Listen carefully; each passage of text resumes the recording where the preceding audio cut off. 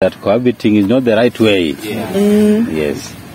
But there's something we have forgotten to say. Do not fear the word cohabiting, and yet you are doing things that look like cohabiting. Exactly. More than that. Yes. Yes. You are unaenda unakula vitu unarudi kwa nyumba. Because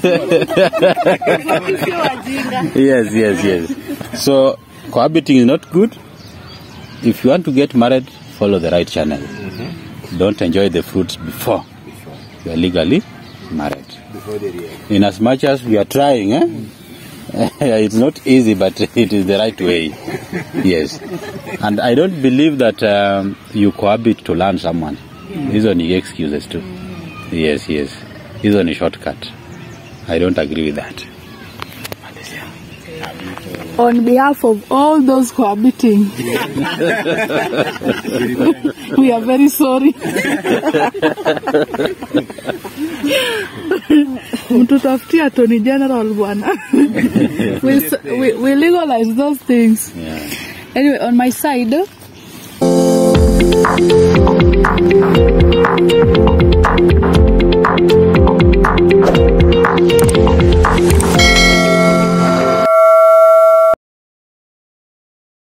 Welcome to Black Urban TV YouTube channel. My name is Julius Okoyo. Today we are going to discuss cohabiting.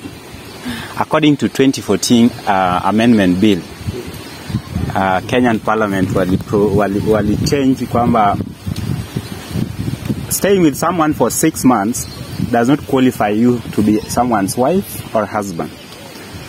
But Kenya will introduce something else. Walisema a man can marry more than one wife, as long as you can satisfy your woman and you can make sure ako contented na whatever you can provide.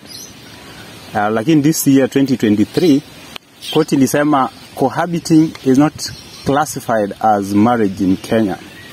Hata kama uko na 12 or 15 children, you see evidence kwamba uko married. So leo tunataka discuss cohabiting. Is it right to cohabit, and how long should you cohabit before you legalize things? Before tuanze this discussion, wacha tuanze introduction. So tuanze introduction from far this right side.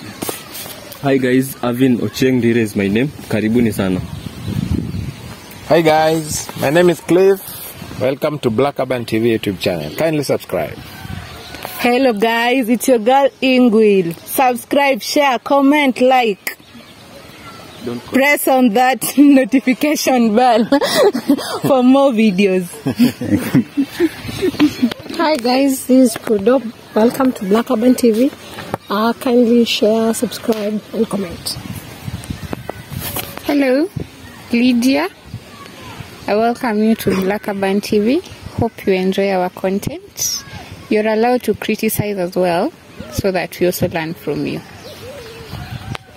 Hello, Morino Guda, karibuni sana. Hi everyone, my name is Odongo. They also call me husband material. Like, subscribe, and share. Beatrice Ochieng, karibuni sana. We can just start the discussion. Okay. You can say. Avi? Somebody wants to start. Wacha a consultant wa ndoa rilani. Marital consultant.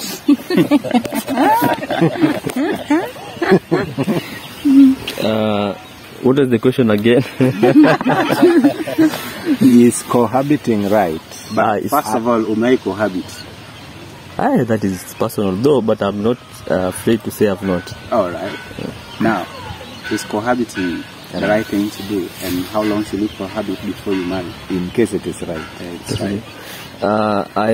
I passionately say it is a very bad thing, a very wrong idea to cohabit before you marry. For the following reasons.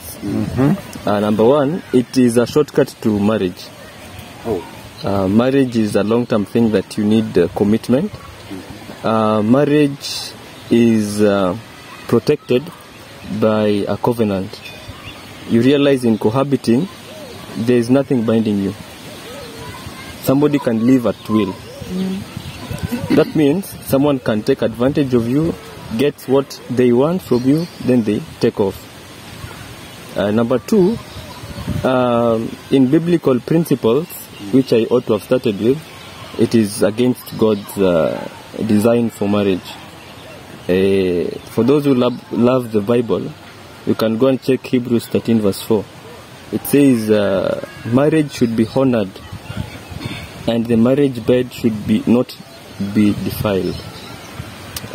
It is very difficult to convince me that you're going to cohabit and not have sex.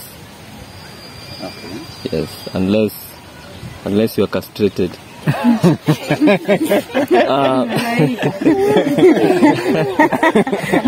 So it's outrightly for me it's a wrong idea, and I don't believe that I have to live under one roof to understand if I am compatible with my partner. Okay. I can go out, we can have fun, go on dates. I understand how this person behaves, observe how they behave when we are not in isolation, the two of us, say in a group of people. You know, most of the time, you want to meet a person when you are only two. They are going to pretend. Sometimes just observe this person, enda tu church yao kama ajui, just see the way anajibu the elders. Sometimes, yes, because I will pretend. Because I want to impress you. Niko interview. But mpate saa zile ameenda kununua nyanya sokoni. Alafu mama mboga akamkasirisha, uone venye tajibu hiyo mama. That is how she's going to, or he's going to answer you. The last point about cohabiting is that it makes you look cheap. Yeah, I think we are. If you want a girl, I was speaking like a man. Enda kwao, peleka ngombe, sema nataka huyu msichana yenu, upatiwe officially. But once you cohabit, you've stolen this girl. You've stolen. The parent is not aware. Because I'm very sure most parents will not allow. Yes. So you have stolen and you need to repent because you've broken one of the 10 commandments. Yeah. Repent. So let me ask them. Avin amesema hiyo kitu sijaribu hata kidogo. But you see, according to recent research, inasema the most successful marriage before sasa hii appeal court itoe cohabiting kama the say kitu. Tulikuwa inasema Kamwistay was the most successful marriage in Kenya. Kwa sababu ya watu wakwangi na zile rules zenye wakibreak kwa mfano zitakuwa na any bad consequences. So swali langu sasa kwa Avini, why should we say that you can't allow yet that is what is happening in the current world? Let me answer with also a study that says, I think it's 48% chances of survival. As in, if we cohabit, the chances that we'll have a successful marriage is, I think, 48%. Meaning, most people who cohabit either end up not marrying or divorce. So I don't know if you are ready to go that route. But now to answer your question, just because things are happening does not legalize them. Okay. Ukiangalia actually this side walikuwa wana complain sana. Acha tusikie from this side. Okay. With the cohabiting, actually, it depends na mtu mwenyewe. Ni tofauti, ni different for everyone. The way naitaka na venye mimi nataka ni tofauti. What you need to know, understand ni nini unataka for you to cohabit. Umeuliza kama ni nzuri au mbaya. Wajua, for some people it will be the best to cohabit. To some itakuwa disaster. Because in the long run umekaa na huyu kwa nyumba, you thought is the right person for you, but in the long run unakuta kama ni mayembe penye. Sio mtu wa kukaa naye. maybe these habits na tabia zenye zako nazo ni zile vitu zenye wewe mwenyewe hata uwezi karibisha. So it depends na mtu kibinafsi. And before you decide to cohabit, weigh the pros and the cons zenye ziko kwa hii kitu. Because kuna shida nyingi na kuna wanasema kile mazuri lazima kiwe na kibaya. So weigh the pros and the cons and then the reason behind cohabiting pia. Why do you want to cohabit in the first place? Hiyo ndio swali unafaa kujiuliza ya kwanza. Yes, nataka to cohabit, but what's the reason behind it? Now before you decide to cohabit, weigh those pros and cons. Zile Alvin amesema pale. Kwa saa zingine utakuta it can be an easy way out for you. Na maanisha nini? Unajua like in marriage tumeoana makosa ikaja. Wewe unaona maisha imekuwa rough. But because we are married, church imelegalize this thing. Niko na watoto. Pengine church hairuhusu divorce. Obviously, wajua na iwe hapa we are married. Church hairuhusu divorce. Obviously it will take me time kunini hii divorce. Ama pengine niko na watoto. Me Maureen as a married woman, enyewe wajua watoto watanipigisha break pale. I won't just divorce this man. But wajua in cohabiting, acha vitu ziende mrama. Utashtukia jamaa ametoka ameendanga hivyo without notice. Ameenda. Sa wewe na ujue ni nini unataka before you cohabit. You want to share? I want to ask a question. Okay, then ask a question, then I share.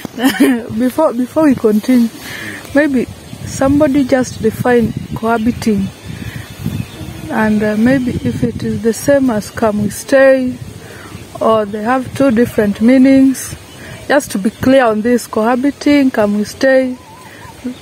What exactly? So we are discussing come we stay, whether in school or in marriage. No, it's not in marriage. So, but there are come we stay marriages. Come we stay and living in together ni kama marriage too. But sasa the tofauti yenye iko hapo ndani hakuna commitment. And maybe the reason for us to cohabit tuko na practical reasons. Na pengine we want to share the expenses. But at the same time, unaona pengine actually define come we stay hivi. Ni ile thinking the traditional thinking that we are married, yet we are not married. Unmarried couples living as married couples. You have even children, yet you've not legalized sasa unaona sasa hapo ndio sasa kuna shida. Kwa sasa you see marriage as unimportant. Uone marriage kama kitu because already mnai. So why should we marry? Now already we are staying together. I think tushajibu swali. Wacha.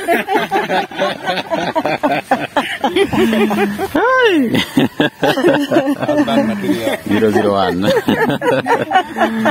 Okay, let me also give my opinion. Cohabiting or you're married right now? I will.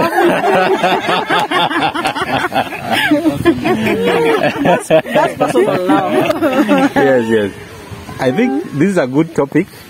Yes, the person who came up with it, you really thought of it, because it is the order of the day. Yes, and it has even caught attention of the court, the Supreme Court. Yeah. Yes. I think before I share, we are agreeing on one thing, that there's nothing like Kamustay marriage. At least as per the latest ruling. You're either married or single. So either you're married or you're doing wrong things. Or you're just enjoying yourself. Yes. But we have to accept the fact that most of the marriages in quotes currently are Kamustay. And we also have to accept that we have the highest number of divorce cases as compared to the past, when Kamustay was not there. Now, at least today we will agree with Avin without arguing. I'm not in support of Kamustay. Yeah? Yes, I'm not in support. In as much as it works for some people, some people have gone through that and then they finally formalize things and it works for them. Yes, and we can't, we can't crucify them. Yes. I will only share two things. I think come we stay goes against the biblical teachings. Yeah. We all agree about that. And there is no question about that. But again, in Africa setup, when we go the come we stay way of marriage in quotes, I think we are trying to run away from the tradition. I think a woman will also be happy if you take them through all the stages of marriage. Where the stages here means you know them. You go for the introduction. Yes. Then they call it a year. Yes. Then there is dowry negotiation. Yes. Then you pay your dowry. Yes, then you can seal it with a wedding, a proper wedding. Ile urudi ulale kwenyu uende kwao ulale huko. Si eti sahi ile mnapeleka dawari then umerudi town. Yes. Hata excitement yake inaisha. In fact, before uendelee. Acha mimi clarify.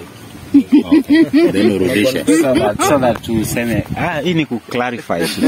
According to hiyo ruling pia walisema just paying that dowry alone. Okay, you can go for that introduction, you pay dowry, but lazima kukue na documentation that you're married to this person. That's why hata hivyo koti ilijaribu kusema, even for those wenye unajua koti ina allow men to marry more than one wife. If you become a second wife to this guy, second wife in quotes, which it means also that you're staying with this man, but you're not legally married to him. Make sure jamaa amelipa mahari, hizo process paka to the end kwamba ume legalize your marriage. But if you just take mahari, and if you're a woman, you're very happy that bwanako amelipa mahari, you are not that man's wife. You are still cohabiting with that person. So, hiyo ndio nilikuwa nataka ku clarify. Yeah, so just to finish up on my point, I was saying if you go through the right channel, I think it gives you satisfaction as a man. The woman also feels valued. And of course, the parents of your wife to be, they will also, there's a way in which they will also appreciate what you've done and they'll be happy for their daughter.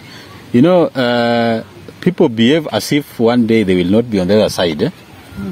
The other side means the receiving side. The receiving side. One day you will have a daughter. And the way you are cohabiting right now is the same way your daughter will also cohabit. You will not be happy if that happens. So I think I don't support cohabiting.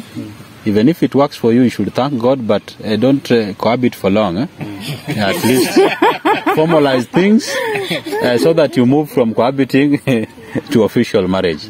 Yeah, I think that is what I can share for now. What's a bit of let me say that. Oh, a bit of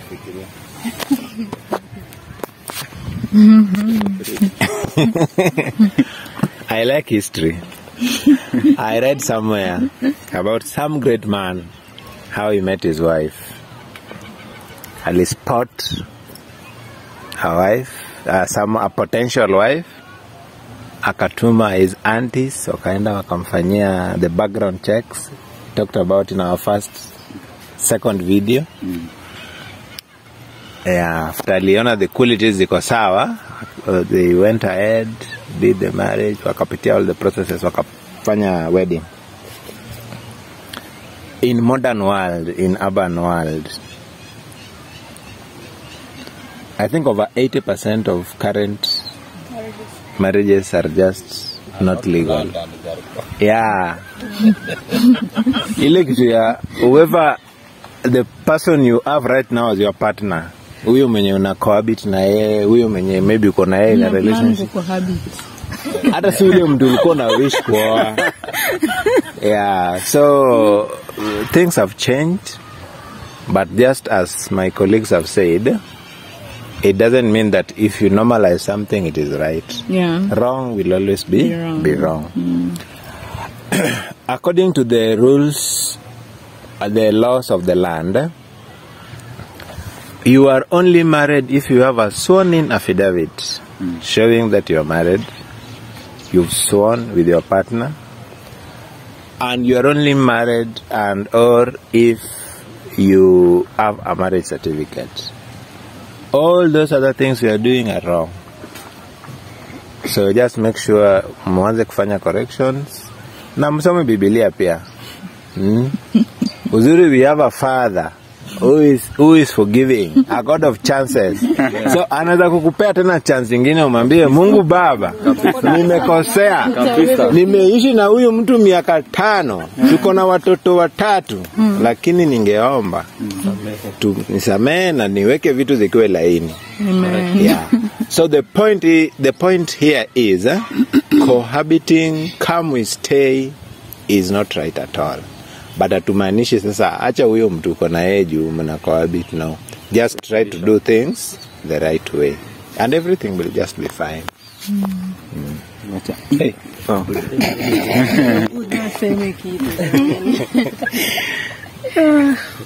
Okay.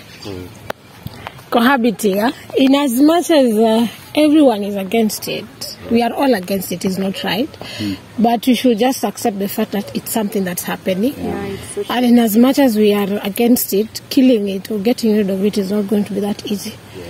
So what I can just advise or say is, if you know you're not going to end up with a person, like you're going to get married to the person, don't even make the attempt of cohabiting. Because it will be so bad if you cohabit with someone, umpatie watoto 3, 4, and then umwache after 5 years. Wow. So where do you expect this lady to go to? Maybe saizo amekuwa housewife, amebit, she's out of market. So you will be messing someone's life. So if you're not sure of what you want, don't get into it in the first place. And if you want to cohabit and you are sure that's what you want, then make sure that person, you are going to end up marrying the person. Because it will be messing both your life and the other person's life. There will be no future after hiyo, because mimi ukishanipewa watoto 3, 4, then waniambia sasa vile nimekuangalia, you're not a wife material.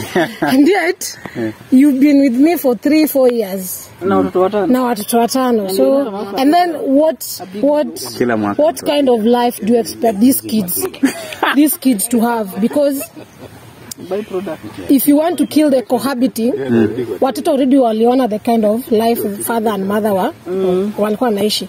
Them also they will try to experiment what their mother and father did. So hata wao pia wataanza, si daddy pia alikatia mami akakanae miaka 5 hakumoa, so I can also do. So we will just be, the circle will just be, tunazalisha your circle, it becomes big and big and big. So to me, I'll just say, if you're not sure of the person, because they usually say the reason of cohabiting is to get to know the person better, jua character zake, get to see if you're going to blend in or what. So you can know this person in marriage, and even by then you can cohabit with this person kumjua, and when you even decide to get married, you get a different person. Or as Elvis said, it can be showing you another side. Kuku, please, really, I want you to see the good side of the person, and then when you decide now, maybe you get married, he's another beast, the other. So I will just advise, let's not cohabit. If you've decided that this is a person I want to get involved with, you do the necessary things. Using mtajulia mbele, because there is no perfect person. Hata usemeti this guy ndio nimeamua, still you'll get issues even in marriage. Just learn how to deal with things, how to solve issues, and things will be good. Before Lydia aseme kitu, so that nataka tu niulize, you will say as we proceed, who is to be blamed? Is it a man kwa hii cohabiting issue? Is it a man to be blamed, or is the woman to be blamed? Both. Okay, utasema. That was so outright. Okay, let me start by, sure or not sure whether you're marrying the person. according to me, don't cohabit. And there is a blessing in doing things right.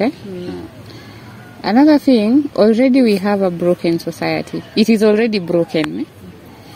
And however much we're not ending cohabiting tomorrow or next week, continuing it is making things worse. So if you're already, or rather wherever you are, if you're not cohabiting yet, don't get into it. If you're already there, Cliff talked about repenting and making things right. God is faithful enough, yeah? And repentance comes with action. After you've repented to God and said that indeed this is what I did and it's not right, what am I going to do about it now to make it right? Now, what I started by saying, already the society is broken. Now tell me, you cohabited with me and then found out that I eat too much and you can't cope with that. And because of that, you want to end it, which is okay because you can't live with that. So you end it with me. You go to Pudo, you cohabit for another 1 year, find out she sleeps a lot and you can't keep up with that. You end it with Pudo. So tell me, how many people are you living broken? Yourself, from books I read, from research, as they say, every time you relate with someone, like Avin said, you can't tell me you're living with someone of the opposite sex in the same house and you're not going to be intimate. The moment that happens, a part of you remains with that person. So tell me, how many pieces of you you're going to live with every other person you're going to cohabit with? And then after doing all that, you want now to sit back and say that now I want to get married. I want to marry. I want a perfect wife. No one is perfect. I want a good husband. I want a good wife. Do you think it is fair? It is not fair, no? So I think to not continue the brokenness of the society already, I think it starts with us. I always say change starts with you. If you're cohabiting, kindly do something about it. If you're not cohabiting, don't get into it. She has talked about children.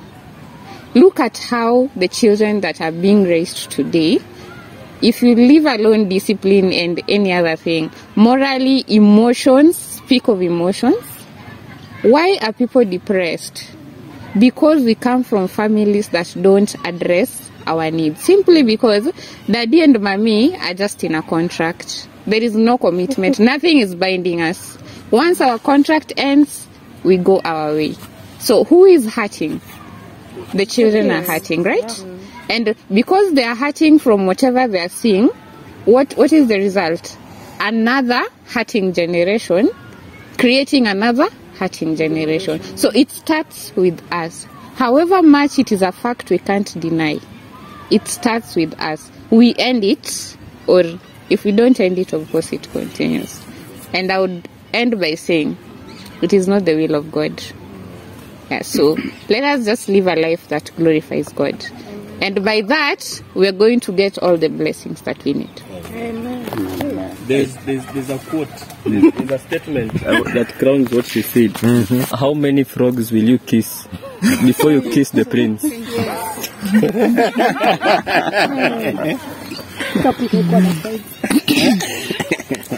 Okay, familiarity breeds contempt.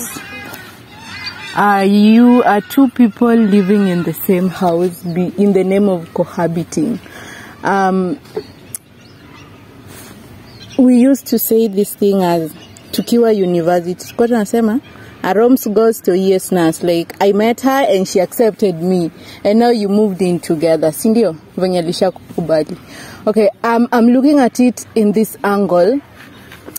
You have met this person, they have accepted. And you know, this cohabitation thing, if you've really, ukiangalia, unapatanga, they don't cohabit ati after 1 year. Inakwanga amekutana na mtu, mapenzi bado ni moto. And then it starts by, I'm coming to visit you. And then I start by carrying 2 clothes. Yes. I make sure, every time I leave, I make sure I leave something. And then the next time, I'm just going to town, like I'm leaving my house. where I live, and then I'm coming to town. Then nikifika town nakwambia, sasa sifiki tena kwangu, nakuja kwako. After all, I have my clothes at your place.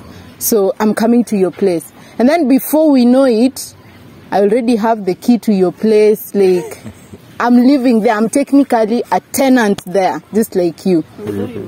Yes. Probably, okay.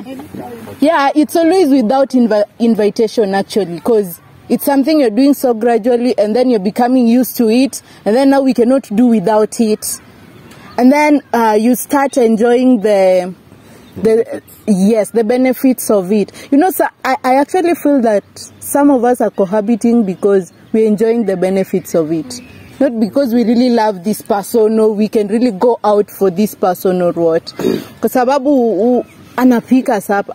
Sincerely, I come from work and I'm so tired. I wouldn't mind someone just rubbing my shoulders and just my legs and just cooking for me. Even me, I'm a lady, I should be cooking and stuff, but I don't mind finding someone to do that for me.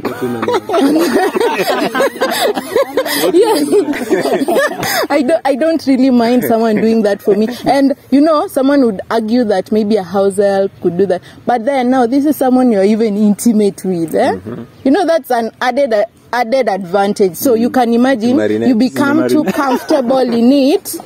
Yes, you become too comfortable in it that uko job lakini uko tu zile za si ati hata unataka kununua sapa lakini unamwambia tunapika nini leo.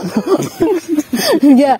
Okay, it makes you really look forward to going home. So these are the benefits of marriage that we are actually enjoying before we really go there. And then apart from the things that we enjoy, if you've really, like, from my studies, my little studies, naona watu wenye wana cohabit mapenzi yao ni moto. Hey, like, wanapendana. I always feel like, hey, these people really love, like, they really encourage me. Kama even though marriage inakaa, why not? Yes. Okay, they really make it look so good. Yeah. And you know, this is not marriage. And then now I'm wondering, now I'm seeing some two people now who are legally married and stuff. Hao sasa wako sasa ndo hao mashida inawaandama, unashanga kwani what's happening? Like, what's happening this other side? I think that's why sometimes we really want to choose cohabiting, because it's also an easy escape. Ikifanyika mimi naweza tutoka. Yeah. So it has been like it is so socially acceptable that even us, we have accepted it even in our religious selves, in our Christian selves, we have accepted it so much that even in church we see it happening. I'm even sure as we are all seated here, we are amongst us, we are having people who are cohabiting. Yeah, and we even have friends who are doing it. And if you're not doing it yet, you're planning to. You're planning to do it. But I like that we're having this conversation and we are learning. If you're planning to do it, please don't. Wachana na cohabit. Ili to conclude, top up to that. Do not enjoy wife benefits if you are not married. Do not enjoy husband benefits if you are not married. Ngoja niongeze pia. Ongeza. Amesema ng'ombe zitangulie sio nguo.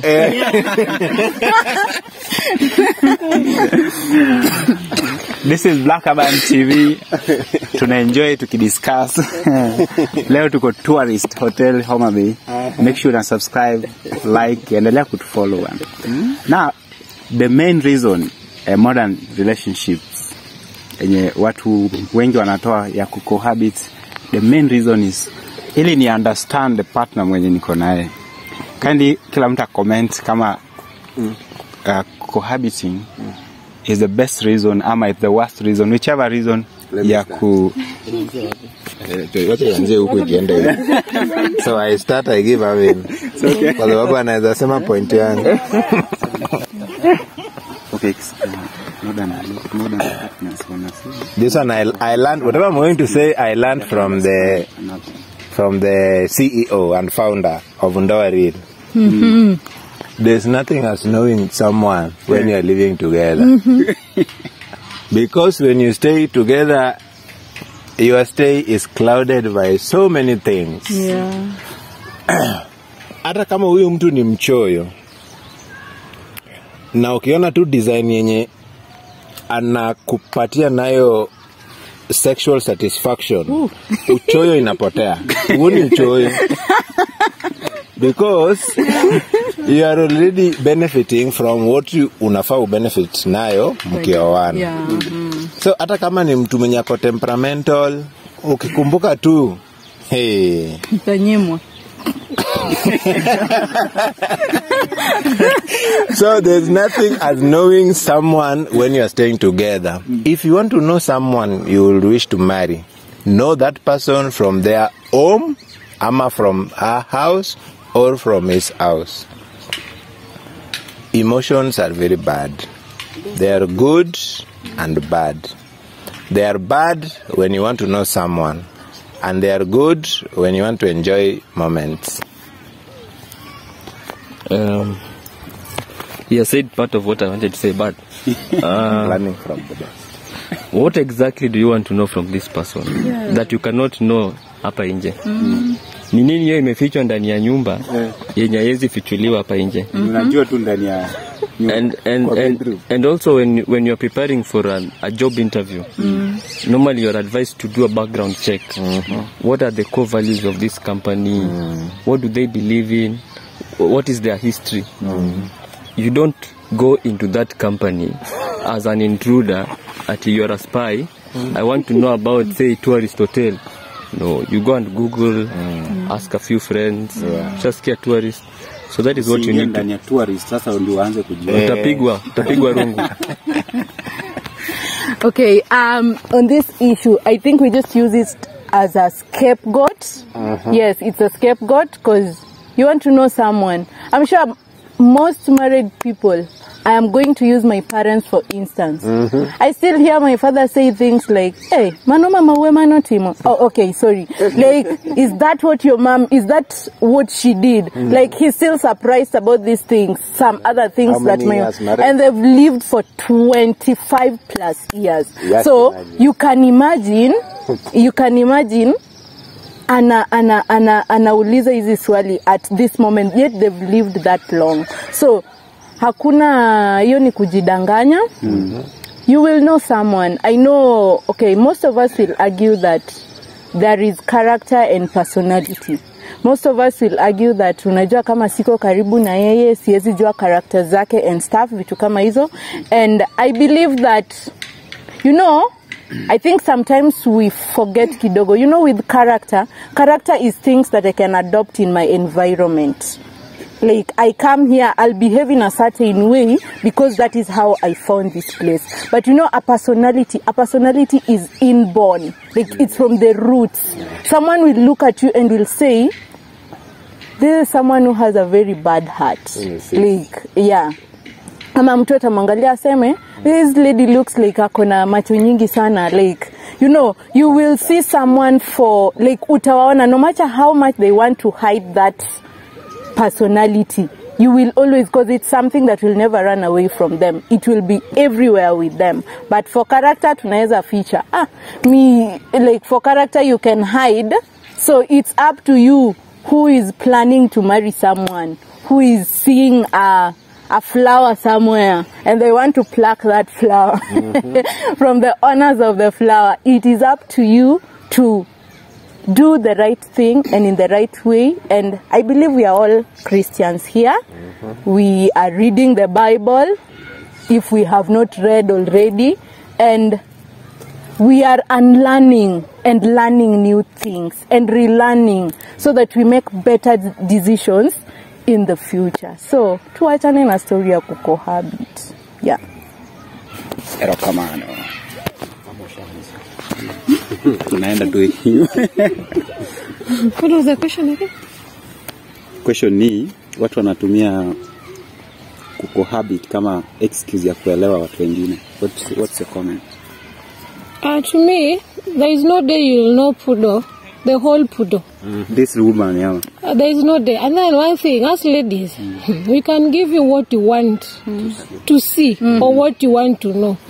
But ndani yetu tunajua what we are doing. So, You'll take 100 years to know me, but you'll never know me. Yeah? Because I'll just show you what you want to know as at that point. And then just know, as in, jua tu ile kitu unataka kujua, as kama unataka kujua kama Pudo ni mchoyo, if she's loving, be contented with that. Usitake kujua more than that, because it will take you years.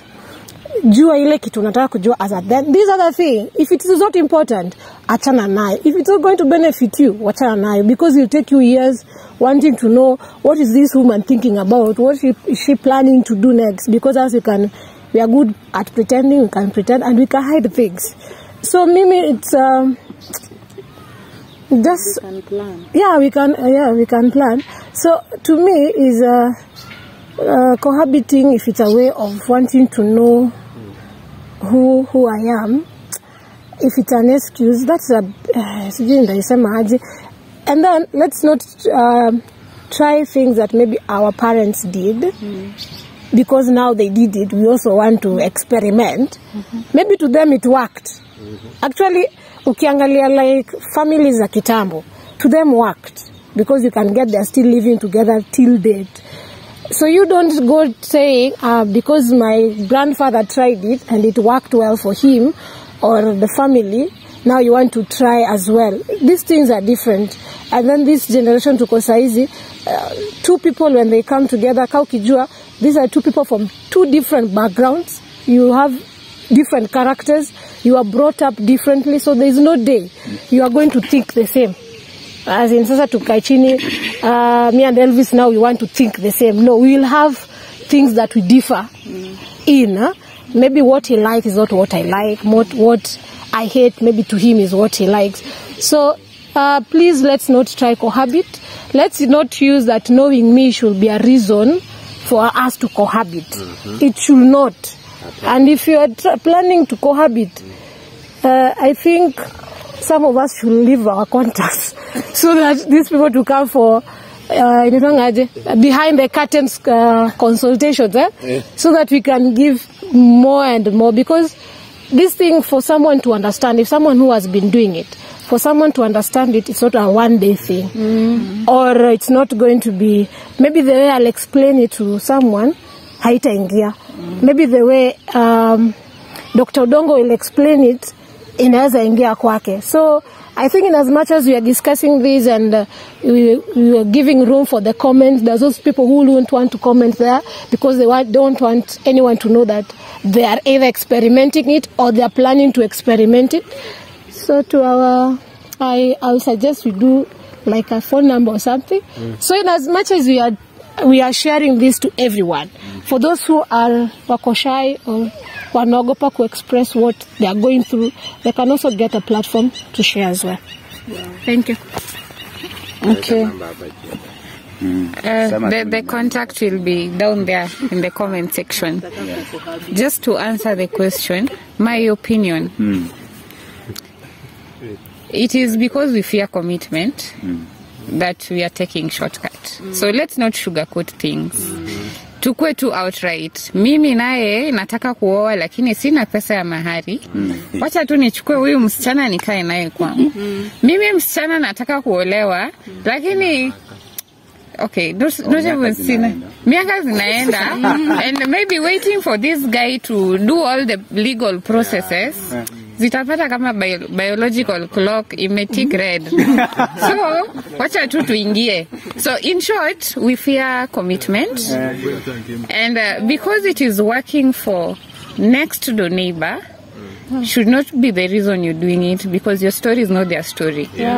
So the basic thing is to commit to, let us just do things the right way. Si ati unataka kunijua, ni nini unataka kujua, as they have all asked. You will never know someone 100%. Every day we wake up with a different character depending on environment, our mood. So you have known me today as a quiet Lydia. Then now, 2 years into the cohabitation, ni ule msichana wa drama. You leave me. Hakuna kwenye unaenda. Well, for me ni vile tu leader amesema, we fear commitment. But again, mambo na compatibility. You know, you see me for the first time, you like me. Huh? That means something happened. Huh? Or something happened already. For you to like me, utaniambia nikuje niishi na wewe nione kama tuko compatible. Iyo kuni like, what happened? Nini ilifanyika ndio uni like? I think ni vile tu, okay, ukitaka kujua mtu uko naye in a relationship, si lazima uishi na yeye. Yes, hata kama personality yake iko rotten.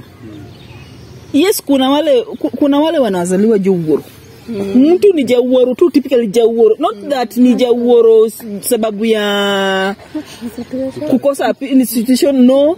But ni jauoro from nyumbani. Ni kitu, ni natural. Iko jinsi yake. Ama kuna mtu mwingine sex addicted. Field officer. Tunasema field officer. But again, for me as Maureen, I'm in a relationship with Odongo, right? Sio lazima niende niishi na Odongo, no. But if there are some things that Odongo is doing that I don't like, why don't I sit him down? Nimweleze, yes, we are dating, yes, but sio lazima niishi naye. Kuna some things uta notice. Mketishe chini, mweleze now this and this and this is happening. But what if we do it like this? Unaona utamsaidia in the long run. But wajua ukijibeba pale tuende tukaishi pamoja, kuna zingine I will be featuring. Sita kuonyesha, because I want to paint myself the perfect lady.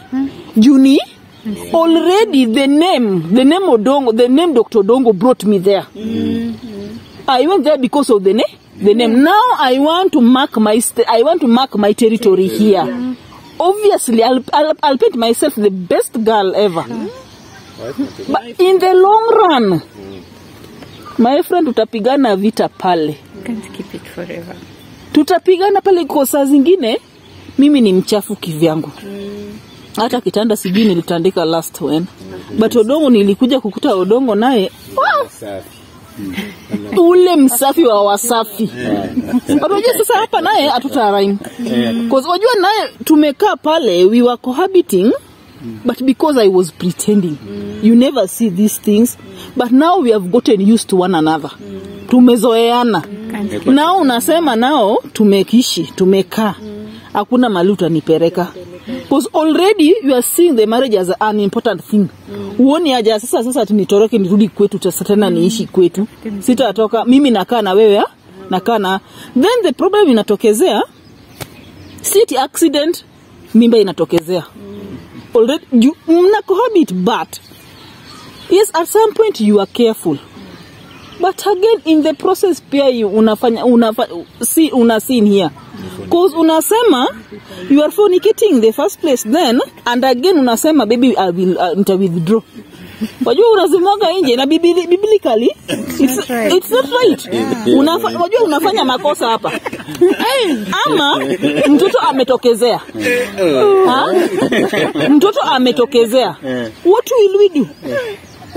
Tutaachana. Na already we have wasted our 6 years in this that we are cohabiting. Ni nini unataka kujua? Tuna cohabiting. Like seriously? Eti accident na mtoto ashatokezea. Now ndio umejibeba unaenda. Eti sasa, you know tumekaa na wewe anachenye nimeona sioni this thing is working. The opaque nature of the concept. Atuoni. Then unajua hapa you are wasting wachana time yangu umewaste. Mtoto ndio hiyo, we are affecting this child mentally, psychologically, emotionally, we are affecting this child. Mimi mwenyewe mental status yangu, you've drained me, yani ile umenipatia madness. Because the way now I will respond, my friend, pale ndio nitatafutanga badizo. and I'll castrate you. Walai.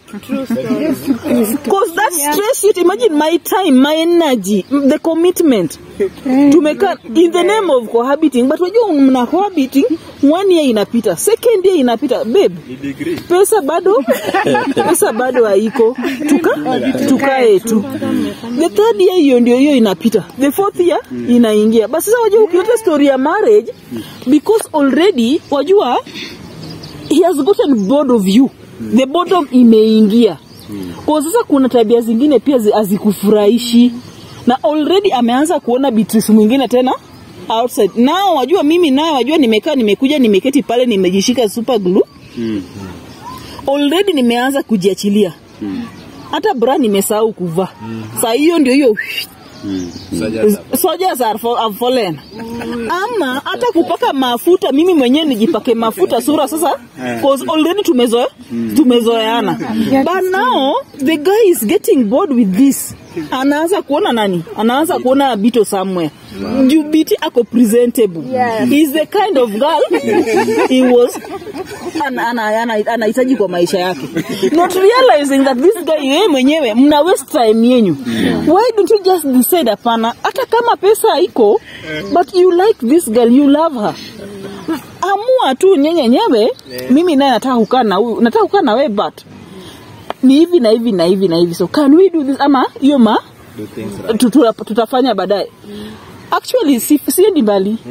My case mimi mwenyewe. Okay, my relationship haikuwa poa before I got married.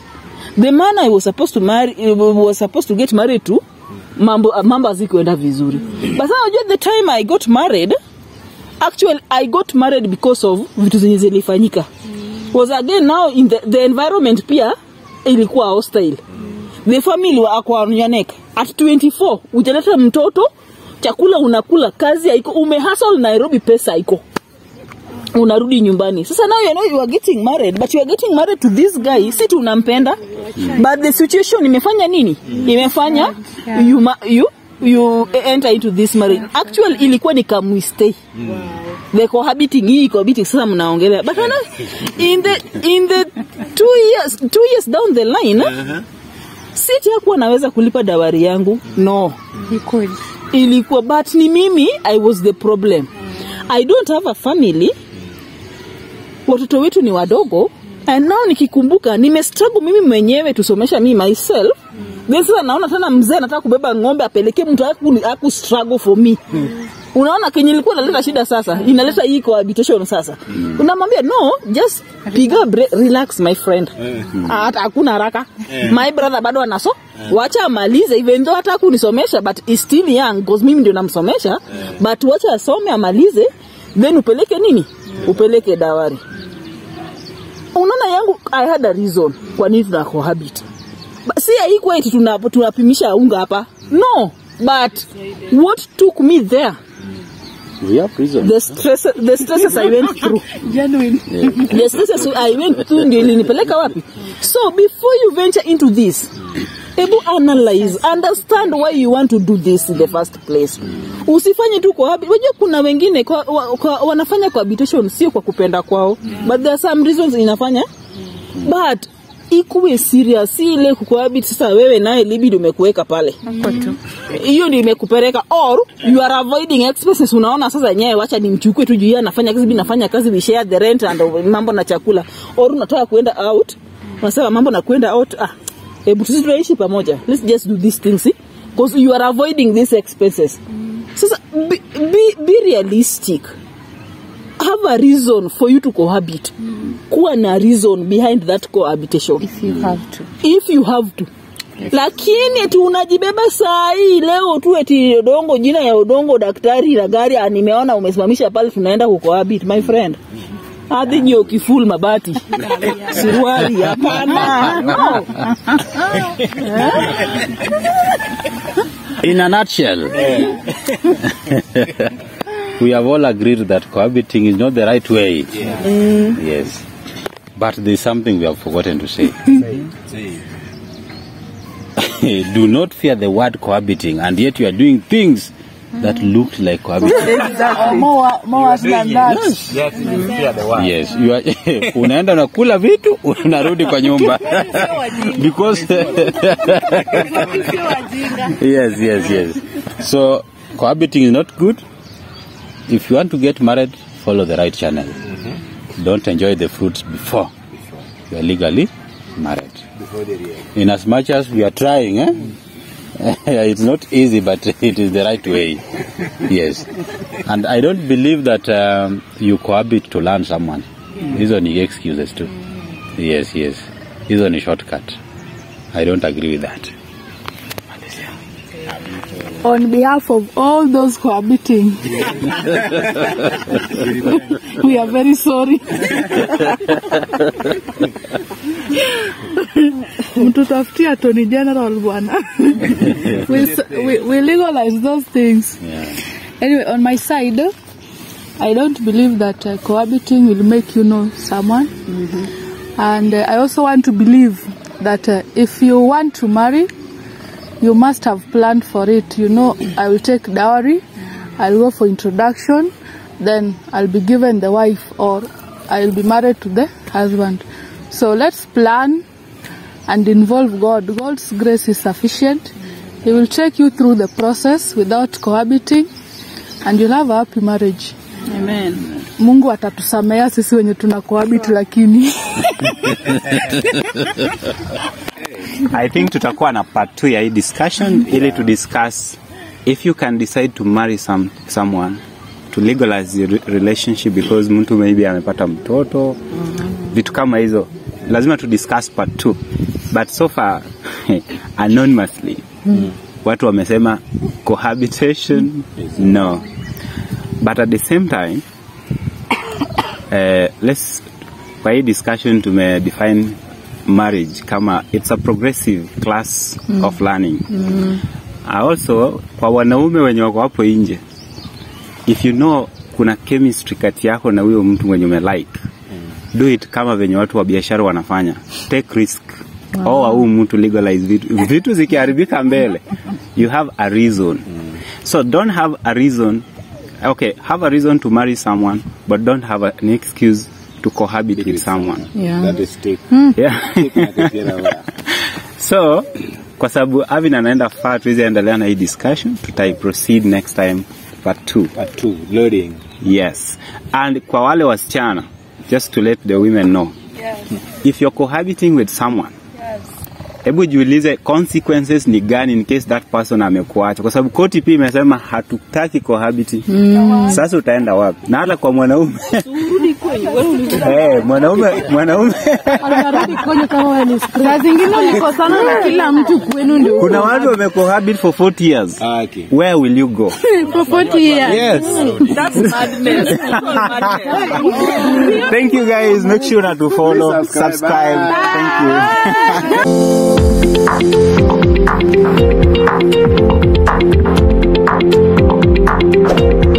you.